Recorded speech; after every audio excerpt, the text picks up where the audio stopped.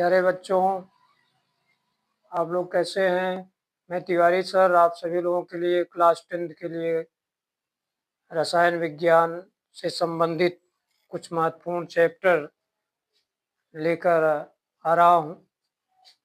और हमारे इस नए चैनल तिवारी सर केमिस्ट्री पर आप सभी लोग बोर्ड एग्जाम से संबंधित जो भी महत्वपूर्ण प्रश्न हैं उनको देख सकते हैं। तो आज हम लोग रसायन विज्ञान का सबसे महत्वपूर्ण टॉपिक, सबसे महत्वपूर्ण चैप्टर अगर हम लोग देखें तो वो कौन है? कार्बनिक रसायन। तो कार्बनिक रसायन के बारे में आज जानकारी हम लोग करेंगे। क्रमवार जो भी महत्वपूर्ण टॉपिक उसमें है उसकी जानकारी करेंगे, क्योंकि यहाँ से ज़्यादा नंबर के प्रश्न बोर्ड एग्जाम में आते रहते हैं। तो इस समय हम लोग बोर्ड एग्जाम को ही ध्यान में रखते हुए जानकारी लेना चाहते हैं। तो आइए, कार्बनिक रसायन चैप्टर का नाम है कार्बनिक यौगिक और उसका वर्गीकरण। तो आप सभी लोग जानते ही हैं कि कार्बनिक यौगिक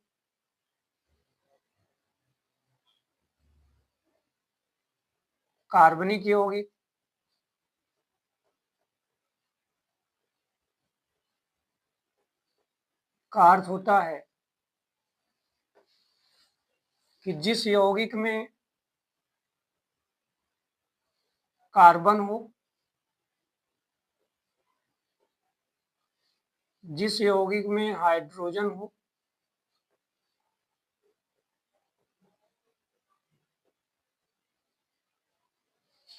और ये कार्बन और हाइड्रोजन एक दूसरे से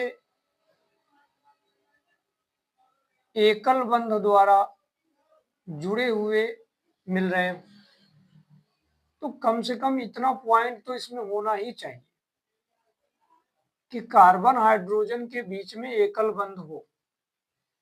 क्या हो बच्चों? कार्बन हाइड्रोजन के बीच में एकल बंध।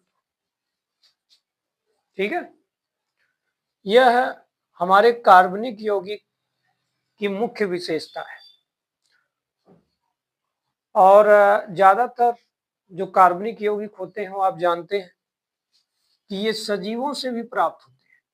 तो हम लोग ये भी कह सकते हैं कि सजीव से प्राप्त होने वाला यौगिक कार्बनिक यौगिक होता है। सजीवों से प्राप्त होने वाला यौगिक कार्बनिक यौगिक होता है। अब केस आता है कि सबसे पहला कार्बनिक यौगिक हमारे बीच में कौन सा आया? सबसे पहला कार्बनिक यौगिक। तो सबसे पहला कार्बनिक यौगिक का प्रश्न अगर कभी आपके पेपर में आ गया कि प्रथम कार्बनिक यौगिक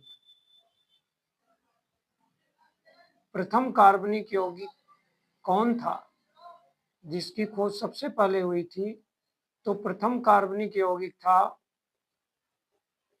वही यौगिक था जो आप खेतों में फसल को बढ़ाने के लिए प्रयोग में लाते हैं, और उस यौगिक का नाम था यूरिया। क्या था बच्चों? यूरिया। ये प्रथम कार्बनिक यौगिक है यूरिया, जिसका फार्मूला आप सभी लोग जानते हैं NH2CONH2। नहीं जानते हैं उसको याद कर लीजिएगा, बहुत महत्वपूर्ण प्रश्न है ये। 1 नंबर में ये प्रश्न ज्यादातर दिखाई पड़ता है। ठीक है, अब हम लोग बात करेंगे कार्बनिक यौगिक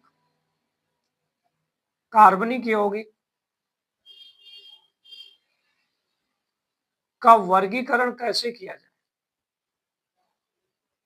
तो कार्बनिक यौगिक का वर्गीकरण अगर देखा जाए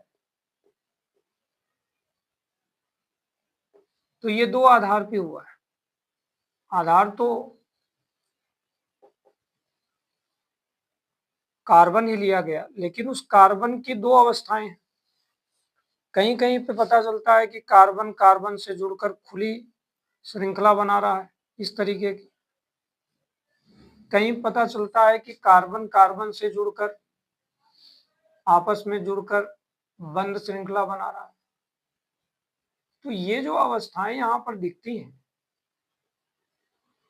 इनके आधार पर ये कहा जा सकता है कि जो कार्बनिक यौगिक हैं वो दो प्रकार के होते हैं।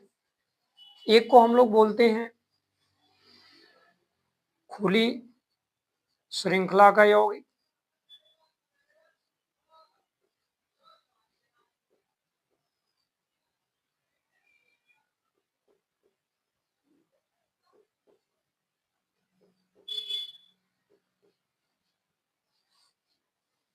जैसे कि देखिए ये खुली श्रृंखला का यौगिक है, सब खुली श्रृंखला के यौगिक।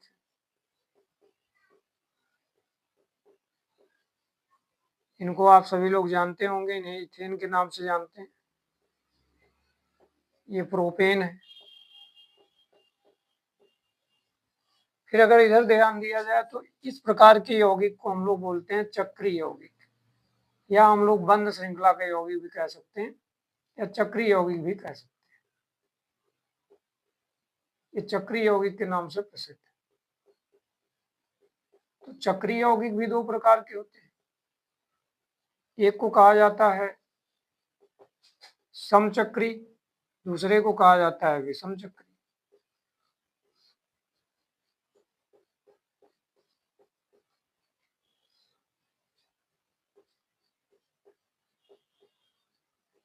क्या कहते हैं बच्चों? विषमचक्री। ठीक है। समचक्री यौगिक आगे देखा जाए दो प्रकार के होते हैं। एक को कहते हैं एरोमेटिक यौगिक,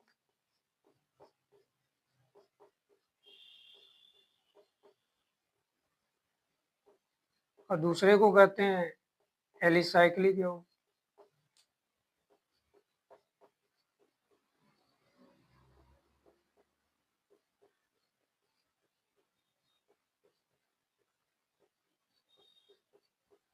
ठीक है। समचक्री यौगिक का अर्थ है कि जब चक्री यौगिक के निर्माण में केवल कार्बन परमाणु भाग लेता है तो उसे हम लोग समचक्री यौगिक कहते हैं। जैसे कि बेंजीन, आप सभी लोगों ने बेंजीन देखा होगा, तो ये जो बेंजीन है ना, ये समचक्री यौगिक। जो बेंजीन है समचक्री यौगिक।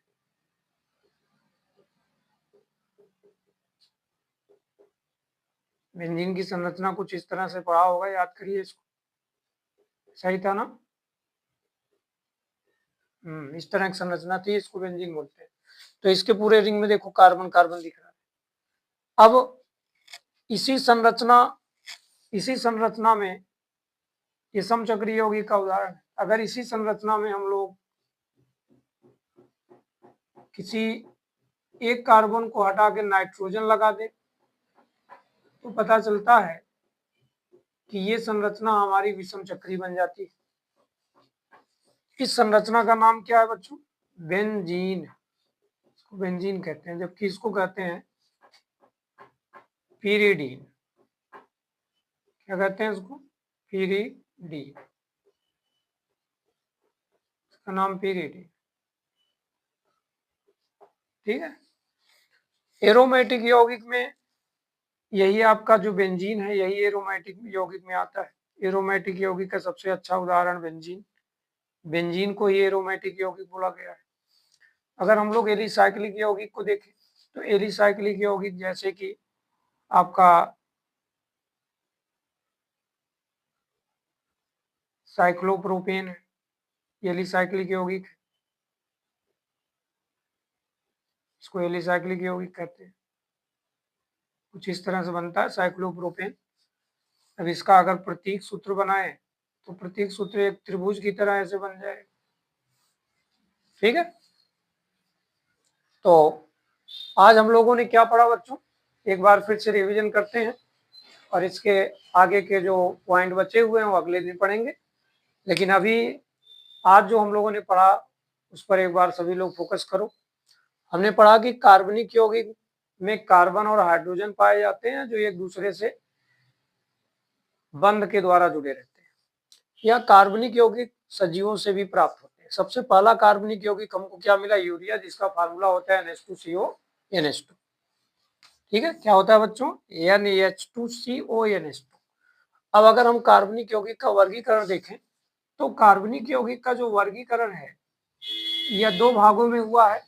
पहले भाग का नाम है खुली श्रृंखला का यौगिक, जिसमें कि एथेन और प्रोपेन आता है। दूसरे भाग का नाम चक्रीय यौगिक, जिसमें आगे पता चला कि दो प्रकार के यौगिक होते हैं, एक का नाम समचक्री, दूसरे का नाम विषम चक्री।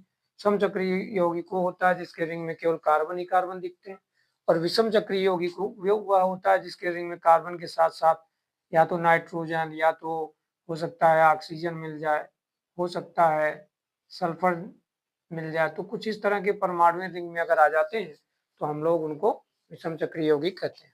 समचक्री यौगिक आगे देखा हम लोगों ने कि दो प्रकार के हो सकते हैं, एक एरोमेटिक यौगिक, दूसरा एलिसाइक्लिक यौगिक। एरोमेटिक यौगिक का सबसे अच्छा उदाहरण ऊपर बना है, देखिए बेंजीन। बेंजीन को एरोमेटिक इसलिए कहा गया क्योंकि इसके पूरे रिंग में अल्टरनेट करके सिंगल डबल बॉन्ड दिख रहे हैं, और इनके रिंग के अंदर टोटल कार्बन की संख्या 6 है। तो इन दोनों लक्षणों को शो करने वाले यौगिक ज्यादातर एरोमेटिक यौगिक कहलाते हैं। और जहां तक एलिसाइक्लिक यौगिक की बात है तो एलिसाइक्लिक यौगिक ठीक इनके विपरीत लक्षण दिखाता है, यानी इस यौगिक के अंदर आपको डबल बॉन्ड देखने को नहीं मिलता, इसमें केवल एकल बंध देखने को मिलता है, और इसके अंदर कार्बन की संख्या 3 या 3 से अधिक पाई जा सकती है। तो आज के लिए बस इतना ही। तो आप सभी लोग बोर्ड एग्जाम की तैयारी करते रहिए मेहनत के साथ, और इसके आगे का जो वीडियो है वो अगले दिन मैं लेकर पुनः हाजिर हो जाऊंगा। तो आप सभी लोग इस चैनल को, तिवारी सर केमिस्ट्री वाला चैनल को लाइक और सब्सक्राइब करते रहिए। धन्यवाद।